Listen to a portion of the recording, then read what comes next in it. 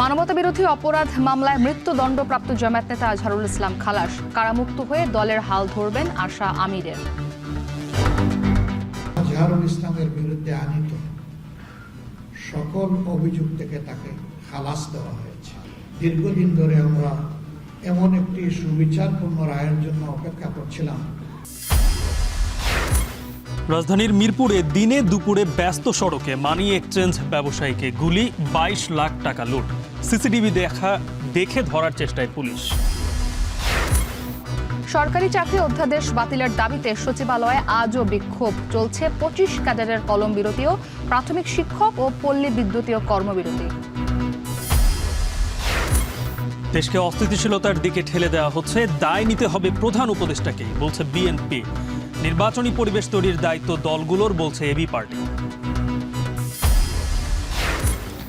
এবং দুর্নীতি পাচারের সম্পদ প্রয়োজনে জোর করে আদায়, হুঁশিয়ারি গভর্নরের। রাজনৈতিক অস্থিতিশীলতা বিনিয়োগে বড় বাধা, বলছে সিপিডি।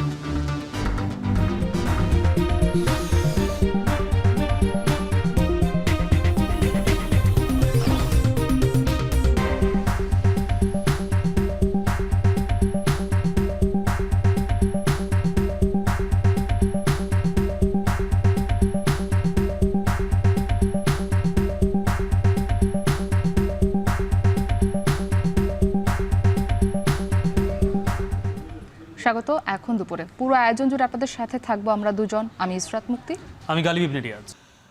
মৃত্যুদণ্ড থেকে খালাস পেয়েছেন জামাতের সাবেক ভারপ্রাপ্ত secretary general ATM Azharul Islam. দ্রুত সময়ের মধ্যে কারামুক্ত করার প্রত্যাশা আইনজীবীর। আন্তর্জাতিক অপরাধ ট্রাইব্যুনালের রায়কে ভুল বললেন আপিল বিভাগ। বিচারের নামে অবিচার করা হয়েছে, পর্যবেক্ষণে তুলে ধরেন সর্বোচ্চ আদালত। ন্যায় বিচার প্রতিষ্ঠিত হয়েছে, সত্যের জয় আর মিথ্যা পরাজিত হয়েছে বলে সন্তুষ্টি প্রকাশ করেছেন জামায়াতের আমির। বিস্তারিত প্রতিবেদনে। মঙ্গলবার সকাল থেকেই সুপ্রিম কোর্টে জড়ো হন জামায়াতের বিভিন্ন পর্যায়ের নেতাকর্মীরা। রায় ঘোষণার আগেই আপিল বিভাগ, আইনজীবী ও জামায়াতের নেতাকর্মীদের উপস্থিতিতে কানায় কানায় পরিপূর্ণ হয়ে যায়। সকালে পূর্ব নির্ধারিত জামায়াতের সাবেক ভারপ্রাপ্ত সেক্রেটারি জেনারেল এটিএম আজহারুল ইসলামের রায় ঘোষণার জন্য 1 ঘণ্টা পর আদালত বসে। সকাল 9টা 50 প্রধান বিচারপতি সৈয়দ রেফাত আহমেদের নেতৃত্বে 7 বিচারপতির পূর্ণাঙ্গ আপিল বেঞ্চ সর্বসম্মতিক্রমে রায় ঘোষণা করেন। রায়ে এটিএম আজহারকে মৃত্যুদণ্ড থেকে খালাস দেওয়া হয়েছে। সর্বোচ্চ আদালত তার পর্যবেক্ষণে বলেন, আন্তর্জাতিক অপরাধ ট্রাইব্যুনালের বিচার ভুল ছিল, বিচারের নামে অবিচার করা হয়েছে। পরে রায়ের আনুষ্ঠানিক প্রতিক্রিয়া জানান আইনজীবী শিশির মনির। এখন থেকে জামায়াতে ইসলামের সাবেক ভারপ্রাপ্ত সেক্রেটারি জেনারেল জনাব ATM Azharul Islam is an innocent man. এই রায়ের মাধ্যমে আমরা মনে করি সত্য জয়ী হয়েছে। জনাব এটিএম আজহারুল ইসলাম সাহেব সৌভাগ্যবান, তিনি ন্যায় বিচার পেয়েছেন, আল্লাহ তাআলা তাকে বাঁচিয়ে রেখেছিলেন। তাই আমরা এটাও মনে করি এই রায়ের মাধ্যমে সিন্ডিকেটেড ইনজাস্টিসের অবসান হয়েছে। একদিনের মধ্যেই এটিএম আজহারকে কারামুক্ত করার প্রত্যাশা আইনজীবীর।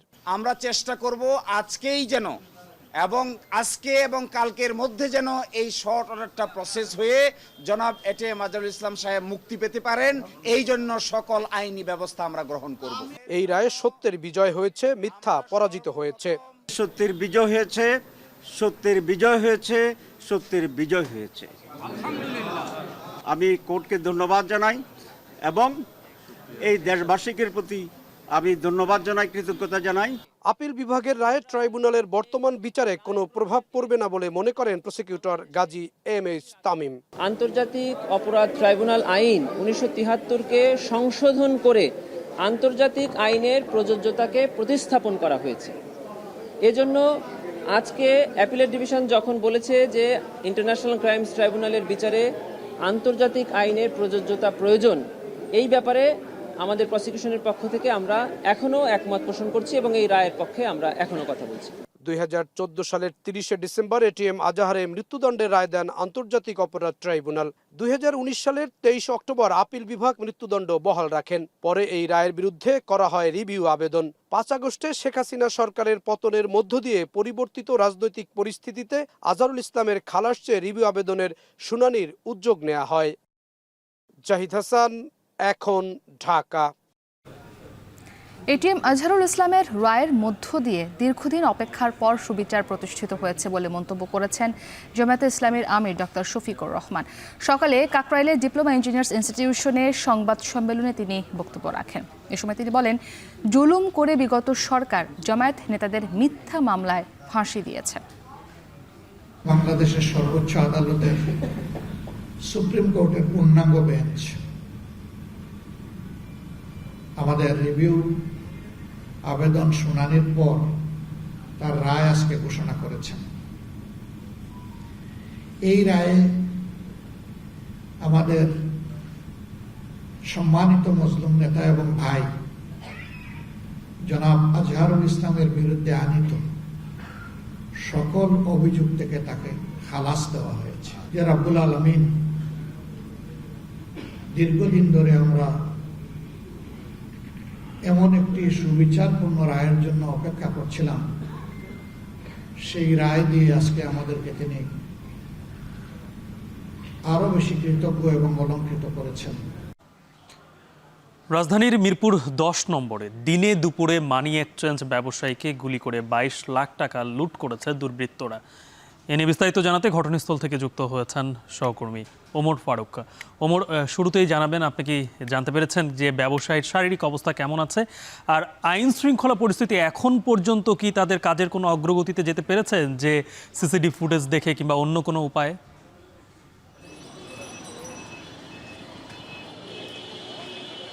গালিব, আসলে আজকে সকাল 10টা বাজে এখানে যে ব্যবসায়ীকে গুলিবিদ্ধ করা হয়েছে তাকে এই মুহূর্তে আমরা তার যে স্বজন তাদের মাধ্যমে আমরা যেমনটা জেনেছি যে এই মুহূর্তে সোহরাওয়ার্দী মেডিকেলে তাকে হচ্ছে প্রাথমিক চিকিৎসাধীন অবস্থায় রয়েছে। এবং আমরা এই যে আইন শৃঙ্খলা বাহিনীর সদস্য যারা এখানে রয়েছে তাদের সাথে কথা বলেছি। তারা মূলত যে এখানকার যে আশেপাশে যে সকল সিসিটিভি ফুটেজ রয়েছে সেগুলো তারা আসলে বিশ্লেষণ করছেন এবং তারা সেগুলো যাচাই করছেন এবং যাচাই করে আসলে অপরাধী শনাক্তের বিষয়ে তারা কাজ করছেন বলে আমাদেরকে জানিয়েছেন। এবং আমরা যদি ঘটনার বিস্তারিত বলি, সেটি হচ্ছে যে আজকে সকালে যে মাহমুদ মানি এক্সচেঞ্জের মালিক এবং হচ্ছে তার যে সহকারী, তারা দুজন আসলে মূলত এখান থেকে হেঁটে যাচ্ছিলেন, তাদের যে বাসা সে বাসা থেকে তারা হেঁটে যাচ্ছিলেন। পরে এই যে স্থানটিতে দেখতে পাচ্ছেন এই স্থানটিতে আসার পরে তাদেরকে আসলে দুটি মোটর সাইকেলে মোট 6 জন দুর্বৃত্ত এসে তাদেরকে পথ আটকান এবং তাদের সাথে থাকা যেই 22 লক্ষ টাকা তারা সেটি ছিনিয়ে নেন। এক পর্যায়ে তাদের সাথে যে ছিনতাইকারীর সাথে ধস্তাধস্তি হলে তারা এক পর্যায়ে হচ্ছে তাকে যে ভুক্তভোগী তাকে গুলি করে এবং সাথে থাকা যে 22 লক্ষ টাকা সেটি তারা ছিনিয়ে নেয়। এবং পরবর্তীতে এখানকার যারা প্রত্যক্ষদর্শী যারা ছিলেন তারা মূলত যে আহত যেই ভুক্তভোগী তাকে উদ্ধার করে যে নিকটস্থ হসপিটালে নেন। পরে তার অবস্থা গুরুতর হওয়ার ফলে তাকে রাজধানীর যে সোহরাওয়ার্দী মেডিকেল সেখানে নিয়ে যাওয়া হয় এবং সেখানে মূলত এই মুহূর্তে সে চিকিৎসাধীন অবস্থায় রয়েছে। তবে আমরা যে এখানকার যারা আইন শৃঙ্খলা বাহিনী এখানে আমরা দেখেছি যে গোয়েন্দা সংস্থার লোকেরা রয়েছেন, তারা মূলত যে সিসিটিভি ফুটেজ সেগুলো তারা দেখছেন এবং যাচাই বাছাই করছেন যে আসলে এই ঘটনার সাথে যারা সম্পৃক্ত তাদেরকে মূলত শনাক্ত করার তারা চেষ্টা করছেন। এবং আমরা যদি বলি এই যে স্থানটি দেখতে পাচ্ছেন সেখানেই মূলত আসলে আজকে যে ভুক্তভোগী তাকে আসলে গুলিবিদ্ধ করা হয়। এবং আমাদেরকে আসলে মূলত জানিয়েছেন যে যারা পুলিশ সদস্য রয়েছেন তারা বলছেন যে তারা এই মুহূর্তে তারা আসলে তারা বিভিন্ন যে সিসিটিভি ফুটেজ সেটি তারা যাচাই বাছাই করছেন। যদি বলি যে আজকে যে স্থানটি সেটি মূলত যে রাজধানীর যে মিরপুর ফায়ার সার্ভিস, মিরপুর 10 নম্বরের যে ফায়ার সার্ভিস এবং যে সুইমিং পুল কমপ্লেক্স সেটির যে মাঝামাঝি যে স্থানটি সেখানে মূলত এই ঘটনা ঘটেছে। এবং এই মুহূর্তে আসলে যে পুলিশ এবং সহ যে অন্যান্য যে গোয়েন্দা সংস্থার সদস্যরা রয়েছেন তারা সিসিটিভি ফুটেজ দেখে তারা মূলত যাচাই বাছাই করছেন এবং অপরাধীদের শনাক্তের চেষ্টা তারা করছেন। গালিব, এই ছিল সবশেষ। যুক্ত ছিলেন সহকর্মী ওমর ফারুক। রাজধানীর মিরপুর 10 নম্বরে দিনে দুপুরে গুলি করে 22 লাখ টাকা ছিনতাই হয়েছে, সেই ঘটনার বিস্তারিত জানছিলাম। সরকারি চাকরির সংশোধন অধ্যাদেশ প্রত্যাহার না করা পর্যন্ত আন্দোলন চালিয়ে যাবার ঘোষণা দিয়েছে সচিবালয়ের কর্মচারীরা। পূর্ব ঘোষিত কর্মসূচি অনুযায়ী সকাল 10টা থেকে সচিবালয়ের বাদাম তলায় জড়ো হতে থাকেন বিভিন্ন মন্ত্রণালয় ও বিভাগের কর্মচারীরা। দাবি আদায় না হওয়া পর্যন্ত কর্মসূচি চালিয়ে যাওয়ার ঘোষণা দিয়েছে বাংলাদেশ সচিবালয় কর্মকর্তা কর্মচারী ঐক্য ফোরাম। এতে দাপ্তরিক কার্যক্রম বন্ধ হয়ে অচল হয়ে পড়েছে সচিবালয়ের কার্যক্রম। এদিকে কর্মচারীদের বিক্ষোভ কর্মসূচিকে কেন্দ্র করে সচিবালয়ে কড়া নিরাপত্তা ব্যবস্থা নেওয়া হয়েছে। সচিবালয়ের প্রধান ফটকে বিশেষায়িত বাহিনী সোয়াত মোতায়েন রয়েছে। স্বরাষ্ট্র মন্ত্রণালয়ের পূর্ব ঘোষণা অনুযায়ী সচিবালয়ে আজ সব ধরনের দর্শনার্থীর প্রবেশ বন্ধ রয়েছে। সাংবাদিকদেরও সচিবালয়ে প্রবেশ করতে দেওয়া হচ্ছে না। আমাদের ঐক্য ফোরামের পক্ষ থেকে স্পষ্ট বার্তা, যতক্ষণ পর্যন্ত এই দাবি আমাদের না মেনে নিবে, অর্থাৎ এই সরকারি কর্মচারী অধ্যাদেশ 2025 বাতিল না করবে, ততক্ষণ পর্যন্ত আমাদের আন্দোলন প্রত্যাহার করার কোনো সুযোগ নেই, ঘরে ফিরে যাওয়ার কোনো সুযোগ নেই। আন্দোলন চলবে, আগামী থেকে আরও তীব্র থেকে তীব্রতর হবে। সরকারি চাকরি অধ্যাদেশ 2025 প্রত্যাহারের দাবিতে কাল ফের বিক্ষোভের ঘোষণা দিয়েছে বিভিন্ন মন্ত্রণালয় ও বিভাগের কর্মচারীরা। সচিবালয় থেকে সরাসরি জানাতে এই বিষয়ে যুক্ত হয়েছেন হাসিব বিল্লাহ। হাসিব, বিক্ষোভ কি এখনো চলছে কিনা জানাবেন এবং সেখানকার সার্বিক পরিস্থিতি আপনি কেমন দেখছেন?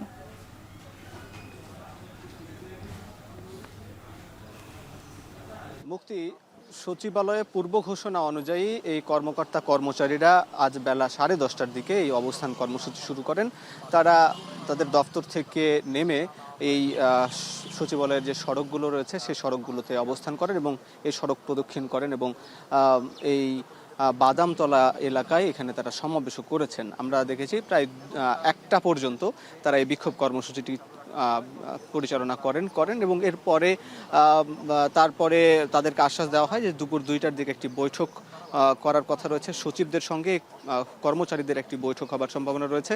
এখনও বৈঠকটি শুরু হয়নি, শুরু হয়তো কিছুক্ষণের মধ্যে হয়ে যাবে এবং তারপর সেই বৈঠকের মধ্য দিয়ে একটা সমাধানের আশ্বাস পেতে পারেন বা একটা সমাধান হতে পারে এমনটা আলোচনা হচ্ছে। তবে তাদের দাবি যে যারা কর্মকর্তা কর্মচারী রয়েছেন তারা যে দাবি করছিলেন যে অধ্যাদেশটি অনুমোদন দিয়েছে উপদেষ্টা পরিষদ, এই সরকারি চাকরির সংশোধনী, যেখানে মূলত কোনো আনুগত্য না করলে তাকে দণ্ডনীয় অপরাধ দেওয়া হবে, সাজা দেওয়া হবে এবং তার যে পদ সেখান থেকে অবনতি হবে, এরকম যে ধারা যুক্ত করা হয়েছে এবং একই সঙ্গে সরকারি ছুটির বা ছুটির ছাড়াই অনুপস্থিত থাকলে এরকম বিষয়গুলো, এই ধারাগুলো তারা বলছেন এগুলো কঠিন ধারা এবং তাদের চাকরির জন্য এগুলোর হুমকি হবে এবং সরকারি উপরস্থ কর্মকর্তারা ইচ্ছা করে তাদেরকে এটার অপব্যবহার করতে পারেন, এই জন্য তারা চাকরি ঝুঁকিতে পড়তে পারেন। এইটি তাদের এই আশঙ্কার জায়গা থেকে মূলত এই আন্দোলনটি করছেন। আজকে 4র্থ দিনের মতন আন্দোলন চলছে এবং আমরা দুপুর 1টা পর্যন্ত বিক্ষোভ হয় এবং তারপরেই মূলত সাংবাদিকরা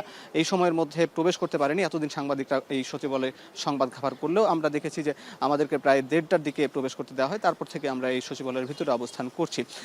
মুক্তি, জানিয়ে রাখি যে একই সঙ্গে যখন সচিবালয়ের কর্মকর্তা কর্মচারীদের এই বিক্ষোভটি হচ্ছে, মূলত এটি 3য় এবং 4র্থ সারির কর্মকর্তা কর্মচারীদের আন্দোলন। এটি সারা দেশেও এটি আরও যারা কর্মচারী রয়েছেন তারাও এটার সঙ্গে একত্রতা পোষণ করেছেন। প্রায় 15 থেকে 18 লাখের মতন এই কর্মচারী রয়েছেন। এছাড়া আপনাকে যেটি বলছিলাম যে সচিবালয়ে অথবা সরকারের বিভিন্ন দপ্তরে যারা সরকারের সুযোগ সুবিধা বা আওয়ামী লীগ সরকারের সুবিধাভোগীরা যারা এই সরকারের সুবিধা নিয়েছে এবং তারা এখনও বসে আছে এবং সরকারকে বিপদে ফেলার চেষ্টা করছে, এই তাদেরকে বহিষ্কারের দাবিতেও কিন্তু সচিবালয়ের ফটকের বাইরে একটা অংশ জুলাই মঞ্চ নামে তারা অবস্থান কর্মসূচি করছে। গতকাল রাত থেকে তারা অবস্থান কর্মসূচি করেছে। আজকে দেখেছি বেলা গড়ার সঙ্গে সঙ্গে তাদের এই মিছিলের সংখ্যা আরও বাড়তে থাকে এবং তারাও এখানে স্লোগান দিচ্ছেন, বিভিন্ন আমাদের কানে আসছে।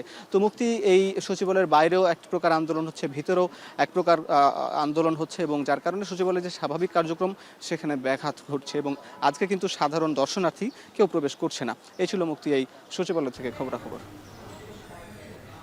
সহকর্মী হাসিব বিল্লাহ যুক্ত ছিলেন। সরকারি চাকরি অধ্যাদেশ 2025 প্রত্যাহারের দাবিতে বিক্ষোভ করছেন বিভিন্ন মন্ত্রণালয় এবং বিভাগের কর্মচারীরা, সেই খবরাখবর জানাচ্ছিলেন সচিবালয় থেকে।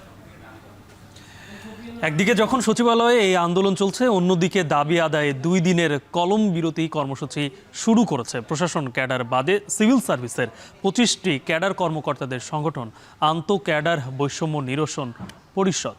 বিভিন্ন ক্যাডারের কর্মকর্তাদের সাময়িক বরখাস্ত ও বিভাগীয় মামলার প্রতিবাদ এবং পেশাভিত্তিক মন্ত্রণালয় প্রতিষ্ঠা, উপসচিব পদে পদোন্নতিতে কোটা বাতিল এবং সব ক্যাডারের মধ্যে সমতা আনার দাবিতে এই কর্মসূচি পালিত হচ্ছে।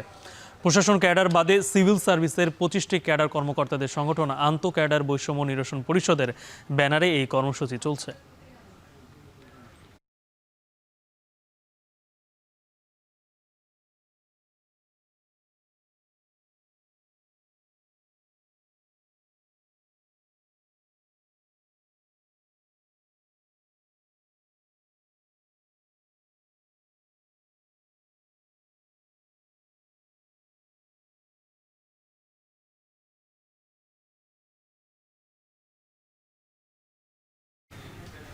পল্লী বিদ্যুতের চেয়ারম্যানকে অপসারণ ও চাকরি নিয়মিতকরণ সহ 7 দফা দাবিতে সারা দেশে কর্মবিরতি পালন করছেন কর্মকর্তা কর্মচারীরা। এই বিষয়ে জানাতে ময়মনসিংহ এবং এরপরে আমাদের সাথে নাটোর থেকে যুক্ত আছেন আমাদের সহকর্মীরা। আমরা বিস্তারিত জানবো তাদের কাছ থেকে।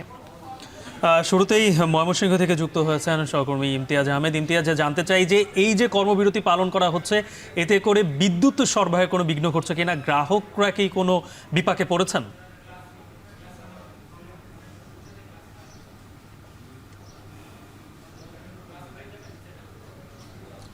গালিব, আপনি জানেন যে বাংলাদেশের প্রায় 80টি পল্লী বিদ্যুৎ সমিতির কর্মকর্তা কর্মচারীরা পল্লী বিদ্যুৎ সমিতি অ্যাসোসিয়েশনের ঘোষণা অনুযায়ী তারা কিন্তু সারাদিনই কর্মবিরতি পালন করছেন। তবে তারা যেটা আমাদেরকে জানিয়েছেন এবং আসার পর আমরা যেটা দেখতে পেরেছি ময়মনসিংহ পল্লী বিদ্যুৎ সমিতি 3-এর সদর দপ্তরে যে সবগুলো বৈদ্যুতিক লাইন কিন্তু সচল রয়েছে এবং কার্যক্রম কিন্তু তারা চালিয়ে যাচ্ছেন। একটু জানিয়ে রাখি যে তারা কিন্তু 2024 সাল থেকে তারা এই পল্লী বিদ্যুতের বিভিন্ন কর্মকর্তারা তারা কিন্তু আন্দোলন চালিয়ে যাচ্ছিলেন এবং পরবর্তীতে 5 আগস্টের পরবর্তীতে যেটা আমরা দেখতে পেরেছি যে কর্মকর্তাদের কাছ থেকে জানতে পারলাম যে সেটা হলো প্রায় 2 থেকে 3 মাসের মধ্যে 5 থেকে 6 হাজার কর্মচারীদের কিন্তু বদলি করা হয়েছে এবং যাদের মধ্যে অনেককে চাকরিচ্যুত করা হয়েছে, মামলা দেওয়া হয়েছে এবং অনেককে সাময়িক বরখাস্ত করা হয়েছে। এবং এই যে এই সমস্যাগুলোর কারণে কিন্তু তারা 7টি দফা তারা দিয়েছেন যে যাদেরকে বিভিন্ন সময় চাকরিচ্যুত করা হয়েছে, পদোন্নতি দেওয়া হয়নি এবং তাকে ডিমিশন দিয়ে পাঠানো হয়েছে এবং সেই সাথে যাদেরকে সাময়িক বরখাস্ত করা হয়েছে তাদেরকে পুনরায় যেন স্ব অবস্থানে ফিরিয়ে আনা হয় এবং সেই সাথে আরএবির যারা চেয়ারম্যান রয়েছেন তার পদত্যাগ সহ মূলত মিডিয়া রিডার, মেসেঞ্জার যারা রয়েছেন তাদেরকে নিয়মিতকরণ করা, পাশাপাশি লাইন শ্রমিক যারা রয়েছেন তাদের নিয়মিতকরণ করা সহ একটি অন্তর্বর্তীকালীন বোর্ড করে পল্লী বিদ্যুৎকে ঢেলে সাজানোর কথা বলা হচ্ছে। এবং সেই সাথে আরেকটি তথ্য আমি জানিয়ে রাখতে চাই, তারা যে সাধারণ আজকে এখন পর্যন্ত কিন্তু আমরা যেটা জানতে পেরেছি যে প্রায় 5 লক্ষ টাকার মতো কিন্তু বিদ্যুৎ বিল কিন্তু এখানে জমা পড়েছে এবং বিদ্যুৎ বিল নেওয়ার পর গ্রাহকরা যেটা অভিযোগ আমাদের করছেন যে ভুতুরে বিদ্যুৎ বিল আসছে এবং নিম্নমানের বিদ্যুৎ মিটারগুলো থাকার কারণে, বিভিন্ন খুঁটি ভেঙে যাওয়ার কারণে, নিম্নমানের ট্রান্সফরমার থাকার কারণে, ট্রান্সফরমার কয়েল থাকার কারণে, বিভিন্ন যন্ত্রাংশের কারণে কিন্তু এই পল্লী বিদ্যুতের দুর্ভোগটা কিন্তু দীর্ঘদিন যাবৎ একেবারে প্রান্তিক পর্যায়ের মানুষ কিন্তু তারা কিন্তু ভুগছেন। বিশেষ করে ময়মনসিংহ বিভাগের 7টি পল্লী বিদ্যুৎ সমিতি রয়েছে যেখানে 35 লক্ষের উপরে কিন্তু গ্রাহক রয়েছে এবং এই গ্রাহক বেশিরভাগই কিন্তু একেবারে গ্রাম পর্যায়ে, একটু ঝড় বৃষ্টি হলে কিন্তু 2-3 দিনের মতো কিন্তু কারেন্ট চলে যায় এবং যার কারণে এটি ঠিক করতেও কিন্তু সময় লাগে।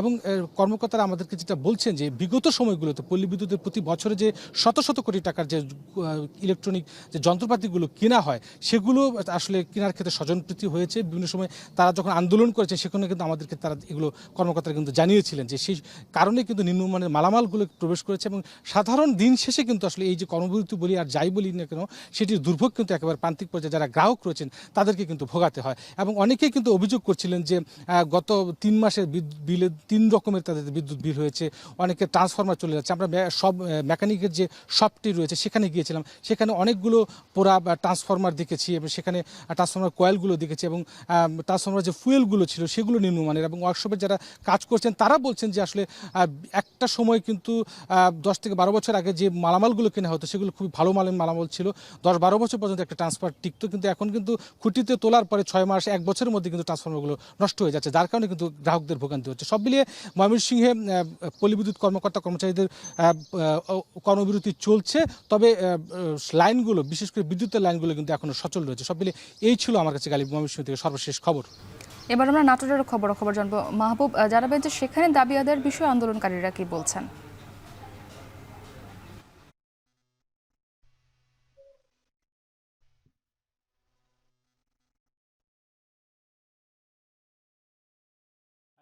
এই মুহূর্তে রয়েছি নাটোর পল্লী বিদ্যুৎ সমিতি 1 মুক্তি যেমনটি জানাচ্ছিলেন ময়মনসিংহ থেকে নাটোরে কিন্তু সেই একই পরিস্থিতি। আমরা নাটোরে 2টি সমিতি রয়েছে, নাটোর 1 এবং 2। এখানে যারা লাইনম্যান, মেসেঞ্জার এবং লাইন শ্রমিকরা রয়েছেন তারা কিন্তু আজকে থেকে তাদের যে কর্মবিরতি সেটি পালন করছেন। অর্থাৎ 7 দফা দাবি তাদের যে দাবি রয়েছে সেই দাবির প্রেক্ষিতে তারা কর্মবিরতি পালন করছেন। আমরা এখানে যারা কর্মবিরতি পালন করছে তাদের সঙ্গে কথা বলেছি। তারা আমাদেরকে যেমনটি জানিয়েছেন যে তাদের যে 7 দফা দাবি রয়েছে এর মধ্যে রয়েছে আরএবির যে চেয়ারম্যানের পদত্যাগ সেটি করতে হবে, চাকরি নিয়মিতকরণ এবং বিভিন্ন মামলা সহ তাদের যে হয়রানি রয়েছে তারা কিন্তু সেইগুলো দাবি জানাচ্ছেন এবং তারা বলছে যে তাদের এই দাবি পূরণ না হওয়া পর্যন্ত কিন্তু তারা এই কর্মবিরতি চালিয়ে যাবেন। তবে লাইনের যে সরবরাহ অর্থাৎ বিদ্যুৎ যে সরবরাহ সেটি কিন্তু ঠিক রয়েছে, গ্রাহকের তেমন কোনো ভোগান্তি নেই। আমরা তাদের সঙ্গে কথা বলেছি, তারা আমাদেরকে যেমনটি জানিয়েছেন যে শুধু তারা কর্মবিরতি যেটি পালন করছে সেটি হচ্ছে তারা যে স্বাক্ষর করে প্রতিদিন সেই স্বাক্ষরটা তারা করছে না এবং না করার পরে বিদ্যুৎ সচল রেখে তাদের যে কর্মবিরতি তারা সেটি পালন করছেন এবং আগামী দিনে তাদের যে দাবি দেওয়া রয়েছে সেই দাবি দেওয়া যেন তা অতি সত্বর মেনে নেওয়া হয়, তাহলে তারা সেই কর্মবিরতিগুলো পালন করবেন। তবে আমরা এই কর্মবিরতির ফলে যে প্রভাব সেটি কিন্তু দেখতে পাইনি এবং যে নিয়মিত যে কার্যক্রম রয়েছে পল্লী বিদ্যুৎ সমিতির সেই নিয়মিত কার্যক্রম কিন্তু তারা চালিয়ে যাচ্ছেন এবং সেগুলো তারা করে যাচ্ছেন, আমাদেরকে এমনটি জানিয়েছেন। তো এই ছিল নাটোর পল্লী বিদ্যুৎ সমিতি থেকে কর্মবিরতির সবশেষ খবর। পল্লী বিদ্যুতের চেয়ারম্যানকে অপসারণ ও চাকরির নিয়মিতকরণ সহ 7 দফা দাবিতে সারা দেশে কর্মবিরতি পালন করছেন কর্মকর্তা কর্মচারীরা। এই বিষয়ে সবশেষ জানাতে যুক্ত ছিলেন আমাদের সহকর্মীরা।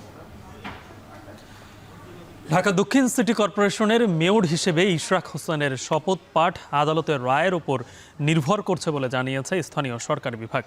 মঙ্গলবার সচিবালয়ে স্থানীয় সরকার বিভাগের আইন অধিশাখা প্রেস বিজ্ঞপ্তিতে জানায়, গত 22 মে হাইকোর্টে করা রিট খারিজ হওয়ার পর ইশরাকের শপথ অনুষ্ঠানের জন্য প্রস্তুতি নেওয়া হয়েছিল। তবে 25 মে ইশরাক নিজেই হাইকোর্টে তার আইনজীবীর মাধ্যমে একটি রিট পিটিশন দাখিল করেন। এর পরদিন 22 মের খারিজ আদেশের বিরুদ্ধে আপিল বিভাগে লিভ টু আপিল করা হয়। এতে বিষয়টি দেশের সর্বোচ্চ আদালতে বিচারাধীন হয়ে পড়ে।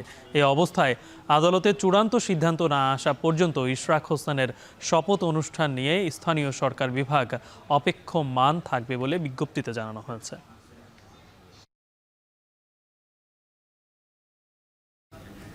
এদিকে চাকরির শুরুতে 11তম বেতন গ্রেড নির্ধারণ সহ 3 দফা দাবিতে দ্বিতীয় দিনের মতো পূর্ণ দিবস কর্মবিরতি পালন করছেন সরকারি প্রাথমিক বিদ্যালয়ের সহকারী শিক্ষকরা। এতে দেশের বেশিরভাগ বিদ্যালয়ে বন্ধ রয়েছে পাঠদান কার্যক্রম, ব্যাহত হচ্ছে শিক্ষার্থীদের লেখাপড়া। এতে ক্ষোভ প্রকাশ করেছেন অভিভাবকরা। সহকর্মীদের তথ্য ও ছবিতে বিস্তারিত। প্রাথমিক সহকারী শিক্ষক সংগঠন ঐক্য পরিষদের ডাকে সারা দেশে দ্বিতীয় দিনের মতো পূর্ণদিবস কর্মবিরতি পালন করছেন প্রাথমিক বিদ্যালয়ের সহকারী শিক্ষকরা। চাকরির শুরুতে 11তম গ্রেডে বেতন নির্ধারণ, 10 বছর ও 16 বছর পূর্তিতে উচ্চতর গ্রেড প্রাপ্তির জটিলতা দূর, সহকারী শিক্ষকদের প্রধান শিক্ষক পদে শতভাগ পদোন্নতি দেওয়ার দাবি আদায় না হওয়া পর্যন্ত কর্মসূচি চালিয়ে যাওয়ার কথা জানান তারা। তবে সন্তানদের শিক্ষা কার্যক্রম ব্যাহত হওয়ায় ক্ষোভ প্রকাশ করেন অভিভাবকরা। দাবি জানান দ্রুত সমস্যা সমাধানের। কর্মবিরতিতে অলস সময় পার করছেন সহকারী শিক্ষকরা। বিদ্যালয়ে শিক্ষার্থীদের উপস্থিতি স্বাভাবিক থাকলেও ক্লাসে যাচ্ছেন না তারা। দ্রুত দাবি আদায় হলে শিক্ষার্থীদের ক্ষতি পুষিয়ে দেওয়ার কথা বলছেন শিক্ষকরা। বেশিরভাগ বিদ্যালয়ে শিক্ষকরা উপস্থিত থাকলেও ক্লাস বর্জন করে অফিস কক্ষে অবস্থান করছেন। ফলে পাঠ বঞ্চিত হলেও খেলাধুলা ও গান করে সময় কাটায় শিক্ষার্থীরা। তবে কর্মবিরতির সাথে একাত্মতা প্রকাশ করলেও শিক্ষার্থীদের কথা ভেবে নীলফামারীর সৈয়দপুর সহ বেশ কয়েকটি এলাকায় শ্রেণী কার্যক্রম স্বাভাবিক ছিল। সোমবার থেকে কর্মবিরতি পালন করছেন সরকারি প্রাথমিক বিদ্যালয়ের সহকারী শিক্ষকরা। এর আগে 3 দফা দাবিতে 5 থেকে 15 মে পর্যন্ত 1 ঘন্টা, 16 থেকে 20 মে পর্যন্ত 2 ঘন্টা, 21 থেকে 25 মে পর্যন্ত অর্ধদিবস কর্মবিরতি পালন করেন প্রাথমিক বিদ্যালয়ের সহকারী শিক্ষকরা। ফেরদৌস আবির, এখন। কোনো রাজনৈতিক দলের কথায় নির্বাচন বিলম্বিত হলে দায়িত্ব প্রধান উপদেষ্টাকে নিতে হবে বলে সতর্ক করে দিয়েছেন বিএনপি নেতা জয়নুল আবদিন ফারুক। সকালে প্রেস ক্লাবে এক আলোচনা সভায় দলটির আরেক নেতা আমির খসরুর অভিযোগ, দেশকে অস্থিতিশীলতার দিকে ঠেলে দেওয়া হচ্ছে।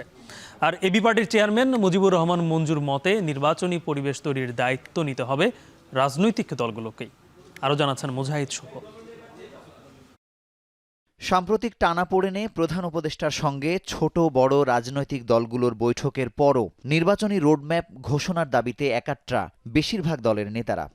বিনিয়োগের চেষ্টা, রাজনৈতিক দলগুলোর অংশগ্রহণে গঠিত গণতান্ত্রিক রাষ্ট্র পরিষদের আয়োজনে অন্তর্বর্তী সরকারের 10 মাসের কার্যক্রমের পোস্টমর্টেম করেন বিএনপি, এবি পার্টি সহ বিভিন্ন দলের নেতারা। অনেকে বলেছেন সরকার ও সেনাবাহিনীকে মুখোমুখি দাঁড় করানোর চেষ্টা চলছে। প্রফেসর ইউনূস যে আলোচনাটা তুলেছেন যে নির্বাচনের পরিবেশ নাই, আমরা সব রাজনৈতিক দল, সিভিল সোসাইটি, আদার্স স্টেক হোল্ডাররা যদি আমরা বলি যে কি সমস্যা নির্বাচন নিয়ে বলেন, আমরা এনশিওর করব। আমরা কি এটা বলতে পারি না?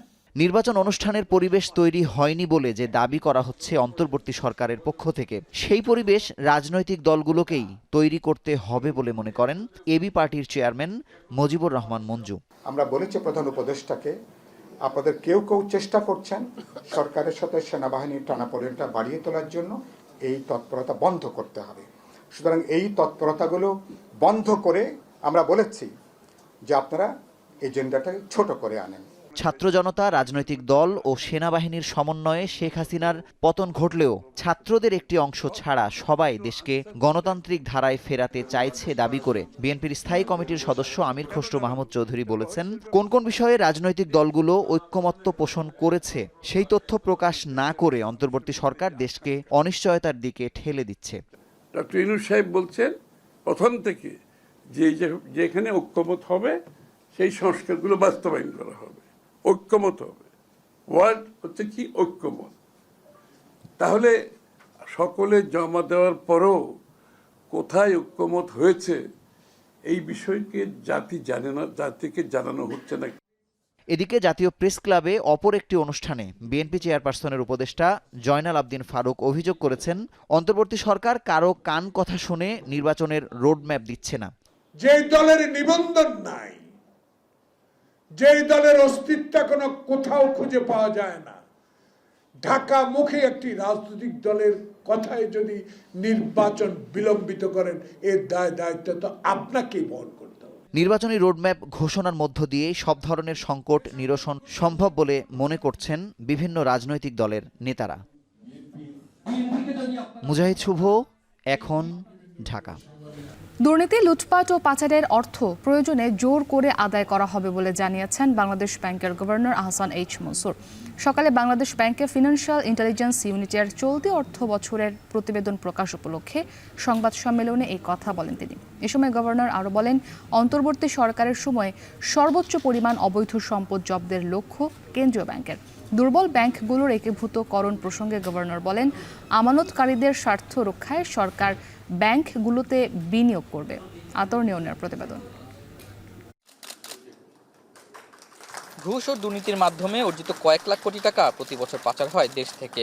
শ্বেতপত্রের প্রতিবেদনে গত 15 বছর এর পরিমাণ বলা হয়েছে 28 লাখ কোটি টাকার বেশি, যার বড় অংশ ব্যাংক ও আর্থিক খাত থেকে লুট করেছে এস আলম, সালমান এফ রহমান ও নজরুল ইসলাম মজুমদার সহ পতিত আওয়ামী লীগ সরকারের এমপি মন্ত্রীরা।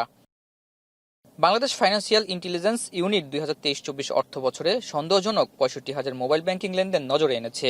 এর বাইরে এই সময় সন্দেহজনক লেনদেন হয়েছে 17,000-এর বেশি। এর মধ্যে ব্যাংক খাতে 16,000 ও গোয়েন্দা সংস্থার রিপোর্ট হয়েছে 114টি লেনদেনের তথ্য। এর মধ্যে ব্যাংক খাতে 16,000 ও গোয়েন্দা সংস্থার রিপোর্টে রয়েছে 114টি লেনদেনের তথ্য। 10 লাখ টাকার বেশি যেসব লেনদেন হয়েছে তার মোট পরিমাণ 23,90,000 কোটি টাকার। মঙ্গলবার সংবাদ সম্মেলনে এই তথ্য জানায় সংস্থাটি। 2024-25 অর্থ বছরের 25 মে পর্যন্ত সন্দেহজনক লেনদেন পাওয়া গেছে 27,130টি। এ সময় গোয়েন্দা সংস্থার রিপোর্ট পাওয়া গেছে 450টির বেশি, যা গত বছর থেকে 4 গুণ বেশি। 2023-24 অর্থ বছরে 26টি ব্যাংক, নন ব্যাংকিং আর্থিক প্রতিষ্ঠান 12টি ও 17টি বীমা কোম্পানি তদন্ত করা হয়। আর এ সময় সন্দেহজনক রেমিটেন্সের তথ্য পাওয়া গেছে 1,191টি।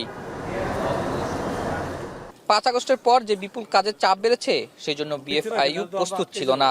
অন্তর্বর্তী সরকারের এই সময়ে সর্বোচ্চ সম্পদ জব্দ করার লক্ষ্য সংস্থাটির। প্রয়োজনে জোর করে দুর্নীতির অর্থ আদায় করা হবে বলে জানান গভর্নর। সমস্যা আছে, সমাধানের চেষ্টা হচ্ছে। It's a very difficult challenging thing. বিদেশিদের কাছ থেকে আমরা যথেষ্ট সহায়তা পাচ্ছি। আমরা যদি নিজেদের কাজটা আরো একটু ভালো করতে পারতাম তাহলে আরো স্টেপ আপ করতে পারবো আমরা। অবশ্যই আমরা যে রেজাল্ট পাইনি তা নয়, টাকা ফেরত আসার ঘটনা আমরা সবসময় বলেছি যে 3, 4, 5 বছর লাগবে, এটা নিয়ে কোনো ইফ অ্যান্ড বাট থাকার কথা নয়। অপরদিকে দুর্বল ব্যাংক একীভূত করা নিয়ে গভর্নর জানান, এসব ব্যাংকে অনেক টাকা বিনিয়োগ করতে হবে সরকারকে, যাতে আমানতকারীরা ক্ষতি না হয়। তাই প্রথম পর্যায়ে ঘুরে দাঁড়াতে না পারা ইসলামী ব্যাংকগুলো সরকারি মালিকানায় নেওয়া হবে বলে জানান তিনি। আমাদের পলিসি হচ্ছে যদি কারোর ডেফারেল থাকে, ডেফারেল অর্থাৎ সে মিট করতে পারছে না, তার ক্যাপিটাল অ্যাডিকুয়েসি হচ্ছে না, ক্যাপিটাল নেগেটিভ বা ক্যাপিটাল পজিটিভ হলেও এটা রিকোয়ারমেন্টের চাইতে অনেক কম, এনপিএল অনেক বেশি, এবং সেই এনপিএল এর জন্য আমরা ওয়েভার দিয়ে দিচ্ছি, তাদেরকে টিকিয়ে রাখছি। এই সিচুয়েশনে এই অর্থটা তাদের যে লাভ হবে, অপারেশনাল প্রফিটটা হবে, অপারেটিং প্রফিট, সেটা ওই ব্যাংকেই রাখতে হবে ডিপোজিটরদের স্বার্থে। ব্যাংকটাকে শক্তিশালী করতে হবে। ডিভিডেন্ড দেওয়াটা তো লক্ষ্য না, ডিভিডেন্ড সেকেন্ডারি। ব্যাংক বাঁচানো হচ্ছে, জনগণের ডিপোজিটরের স্বার্থ রক্ষা করা হচ্ছে প্রাইমারি অবজেক্ট। গভর্নর জানান, আমলাতান্ত্রিক জটিলতা নিরসনে টাস্ক ফোর্স গঠন করা হয়েছে। মানি লন্ডারিং আইনের টাস্ক ফোর্সকে স্বীকৃতি দেওয়া হবে, যাতে আগামীতে অর্থ পাচার আর লুটপাট রোধে দ্রুত কাজ করা সম্ভব হয়। কিছু কিছু ক্ষেত্রে সেখানেও বাধা আসছে, যে যারা কাজ করছেন। আতাউর নিয়ন, এখন ঢাকা। প্রাতিষ্ঠানিক সক্ষমতা নিয়ে অনিশ্চয়তার কারণে বিনিয়োগকারীদের আস্থা ফেরেনি জানিয়ে অর্থনীতিবিদ মোস্তাফিজুর রহমান বলেছেন, চলমান রাজনৈতিক অস্থিতিশীলতার কারণে দেশে নতুন বিনিয়োগের সম্ভাবনা নেই। সকালে ধানমন্ডিতে সিপিডি কার্যালয়ে অর্থনীতি বিষয়ক এক ব্রিফিংয়ে একথা বলেন তিনি। আর সিপিডির নির্বাহী পরিচালক ফাহমিদা খাতুন মনে করেন, নির্বাচনের জন্য একটি নির্দিষ্ট তারিখ ঘোষণার সময় এসে গেছে।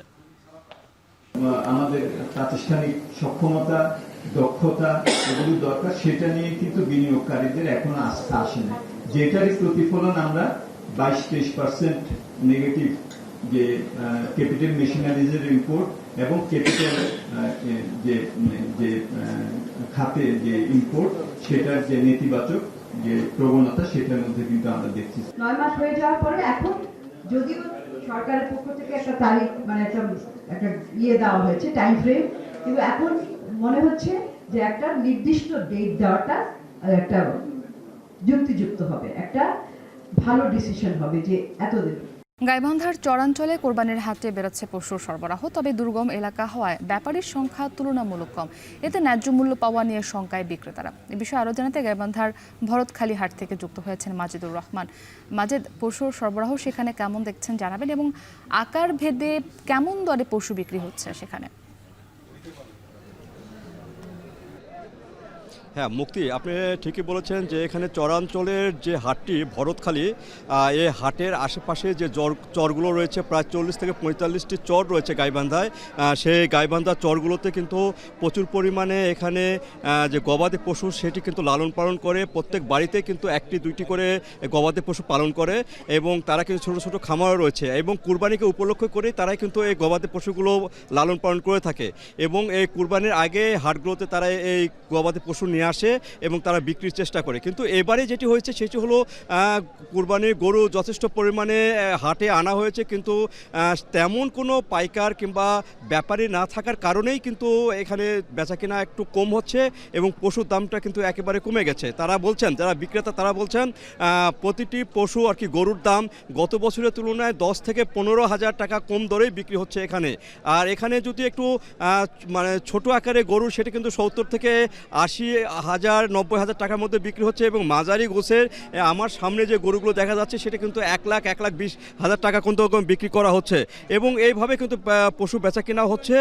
আর এই পশুগুলো যে ব্যাপারীগুলো আসার কথা বিভিন্ন স্থান থেকে, সেই ব্যাপারীগুলো না থাকার কারণেই কিন্তু এখনও দাম কম। তবে আশা করা যাচ্ছে যে কুরবানি যত ঘনিয়ে আসবে তত কিন্তু পশুর দাম উঠতে পারে বলে ধারণা করছে এখানকার যে স্থানীয় ব্যবসায়ীরা। তো এই ছিল মুক্তি আমার কাছে বগুড়া গাইবান্ধার ভারতখালী হাট থেকে সর্বশেষ।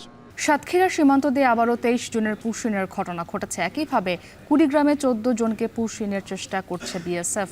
ভোররাতে সাতক্ষীরার কুশখালী সীমান্ত দিয়ে ভারতে বসবাসরত 23 জনকে পুশিন করেছে ভারতীয় সীমান্তরক্ষী বাহিনী বিএসএফ। পরে বিজিবি অভিযান চালিয়ে তাদের উদ্ধার করে। বিজিবি 33 ব্যাটালিয়নের দপ্তরে তাদের জিজ্ঞাসাবাদ করা হচ্ছে। প্রাথমিকভাবে ধারণা করা হচ্ছে উদ্ধার হওয়া ব্যক্তিরা ভারতে বসবাস করতেন। পুলিশের অভিযানে আটকের পর রাতের আঁধারে বিএসএফ তাদের সীমান্ত দিয়ে বাংলাদেশে ঢুকিয়ে দেয়। অন্যদিকে কুড়িগ্রামের রৌমারীর বড়াইবাড়ি সীমান্ত দিয়ে ভোররাতে 5 নারী সহ 14 জনকে বাংলাদেশে পুষিনের চেষ্টা করে বিএসএফ। বিজিবি ও স্থানীয় জনগণের বাধায় তারা বাংলাদেশের ভূখণ্ডে প্রবেশ করতে পারেনি। ভারতের নোম্যান্স ল্যান্ডে অবস্থান করছে তারা। সীমান্ত দিয়ে পুশিনের প্রতিবাদ করে ভারতকে বৈধ পথ ব্যবহার করতে বলা হয়েছে বলে জানিয়েছেন স্বরাষ্ট্র উপদেষ্টা জাহাঙ্গীর আলম চৌধুরী। সকালে রাজশাহীতে 14তম ডেপুটি জেলার এবং 62তম কারারক্ষী ব্যাচের সমাপনী কুচকাওয়াজ অনুষ্ঠান শেষে কথা বলেন তিনি। স্বরাষ্ট্র উপদেষ্টা আরও জানান, সীমান্তে নিরাপত্তার কোনো ঘাটতি নেই। যে কোনো পরিস্থিতি মোকাবেলার জন্য প্রস্তুত থাকতে বলা হয়েছে বিজিবিকে। দেশের আইন শৃঙ্খলা পরিস্থিতি শিথিল হয়নি দাবি করে তিনি বলেন, পরিস্থিতি স্বাভাবিক রাখতে যথাযথ ব্যবস্থা নেওয়া হচ্ছে। এর আগে সমাপনী কুচকাওয়াজ অনুষ্ঠানে যোগ দিয়ে স্বরাষ্ট্র উপদেষ্টা বলেন, দেশের কারাগারগুলো হবে সংশোধনাগার, তাই বন্দীদের সাথে আগের মতো বৈষম্য করা যাবে না। আইন অনুযায়ী সবাই তার প্রাপ্য সুবিধা পাবেন। কারারক্ষীদের প্রশিক্ষণ কোর্সে মোট 18 জন নবীন ডেপুটি জেলার 3 মাস ও 508 জন কারারক্ষী 6 মাসের প্রশিক্ষণ সম্পন্ন করেছেন। সীমান্তে কোনো ধরনের নিরাপত্তার কোনো অভাব নেই। আমার জনগণ সম্পূর্ণভাবে নিরাপদ এবং সীমান্ত সম্পূর্ণ নিরাপদ।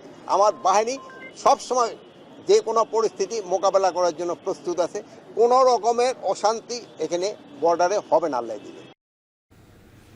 চলতি বছর ইতিহাসের সর্বোচ্চ সংখ্যক হজযাত্রীর ভিসা সম্পন্ন হয়েছে। নিবন্ধিতদের মধ্যেও হজে যেতে পারবেন সর্বোচ্চ সংখ্যক যাত্রী।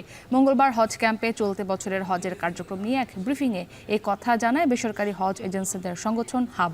সৌদি সরকারের নতুন নিয়মের সঙ্গে সঙ্গতি রেখে হজ ও ওমরাহ আইন সংশোধন চায় সংগঠনটি। এ সময় হজের সার্বিক ব্যবস্থাপনায় সন্তুষ্টির কথা জানান হাব সভাপতি।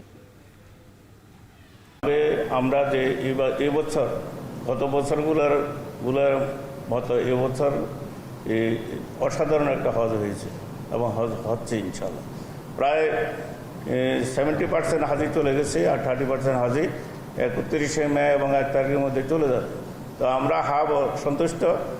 আরও সুষ্ঠুভাবে করা যেত যদি মধ্যস্বত্বভোগী না থাকে। আমাদের হাজি কালেকশন করে মধ্যস্বত্বভোগী যারা গোল্ড রিডার, তারা কিন্তু তাদের কোনো লাইসেন্স নাই, কিন্তু তারা টাকা কালেকশন করে, পাসপোর্ট কালেকশন করে 6 মাস আগের থেকে করে আমাদের এজেন্সিকে জিম্মি করে রাখে যে আমাদের কাছে এতগুলো হাজি আছে, তোমরা এত টাকা করে নিতে নাও। এটা যদি আমরা মধ্যস্বত্বভোগী যদি বিতাড়িত করতে পারি, আমরা সামনে যদি ডাইরেক্ট হাজি যদি আমাদের এজেন্সির কাছে আসে, তাহলে আমাদের সুন্দর এবং সুষ্ঠু আমরা করতে পারবো। দেশের বাইরে খবর, একই পরিবারের 7 সদস্যের রহস্যজনক মৃত্যুর ঘটনায় তোলপাড় ভারতে। গাড়ির ভেতরে মেলে 6 জনের মৃতদেহ। 7ম ব্যক্তি গাড়ির বাইরে বসে 5 মিনিটের মধ্যে মারা যাবেন বলে জানানোর পরপরই মৃত্যুর কোলে ঢলে পড়েন নিজেও। সোমবার রাতে হরিয়ানা রাজ্যের পাঞ্চকুলায় ঘটে এই ঘটনা। একটি বাড়ির বাইরে উত্তরাখণ্ডের নম্বর প্লেট সম্বলিত গাড়ি দাঁড়িয়ে থাকতে দেখে সন্দেহ হয় স্থানীয়দের। এর পরই গাড়ির ভেতরে মৃত অবস্থায় 6 জনের সন্ধান মেলে। এদের মধ্যে 3 জনই শিশু। জানা গেছে, ভাগেশ্বর ধামে ধর্মীয় একটি অনুষ্ঠানে অংশ নেওয়া শেষে দেহরাদুনের নিজ বাড়িতে ফিরছিলেন 42 বছর বয়স্ক প্রবীণ মিত্তল ও তার পরিবার। মধ্যরাতে পথে পুরো পরিবার নিয়ে বিষ পান করেন তারা। এই ঘটনায় একটি সুইসাইড নোট পেয়েছে পুলিশ। বিস্তারিত জানানো না হলেও প্রাথমিক তদন্তের ভিত্তিতে ধারণা করা হচ্ছে বিপুল ঋণের বোঝায় জর্জরিত হয়ে আত্মহত্যা করেছে পুরো পরিবার। 150 কোটি জনগোষ্ঠীর দেশ ভারতে জাতীয় জনস্বাস্থ্য খাতে আত্মহত্যা বড় সমস্যা। শুধু 2022 সালে 2 লাখ মানুষ আত্মহত্যা করে দেশটিতে, যা 4 বছরের ব্যবধানে 27% বেশি। বাংলাদেশ পাকিস্তান টি-20 সিরিজ সোমবার লাহোরে প্রথমবারের মতো দলীয় অনুশীলন করেছে বাংলাদেশ দল। মেহেদী হাসান মিরাজ ও রিশাদ হোসেন পিএসএল খেলতে পাকিস্তানি ছিলেন। বহরের দ্বিতীয় ভাগে দিনের বেলা পৌঁছানোর পর সন্ধ্যায় অনুশীলনে নামে টাইগাররা। দলের নতুন পেস বোলিং কোচ হিসেবে নিয়োগ পেয়েছেন শন টেইট। নিয়োগ পাওয়ার পর প্রথমবার যোগ দিয়েছেন দলের সঙ্গে যুক্ত হয়েছেন স্পিন বোলিং কোচ মুশতাক আহমেদও। এই সিরিজে তার অভিজ্ঞতা হবে দলের জন্য বাড়তে পাওয়া। 3 ম্যাচের এই সিরিজ দিয়ে পাকিস্তান এবং বাংলাদেশ 2 দেশই আসন্ন টি-20 বিশ্বকাপের প্রস্তুতি শুরু করবে। সিরিজ শুরু হবে আগামী 28 মে। 30 এবং 1 তারিখ হবে বাকি 2 ম্যাচ। সিরিজের সবকটি খেলা হবে লাহোরের গদ্দাফি স্টেডিয়ামে।